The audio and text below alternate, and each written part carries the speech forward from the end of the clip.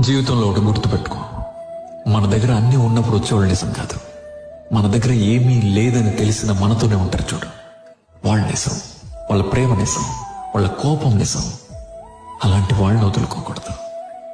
ఈ రెండు మనస్తత్వాలకు తేడా తెలియక విలువైన మనుషులను వదులుకొని మనమంటే విలువ లేని మనుషుల్ని మన చుట్టూ పెట్టుకొని తిరుగుతున్నాం.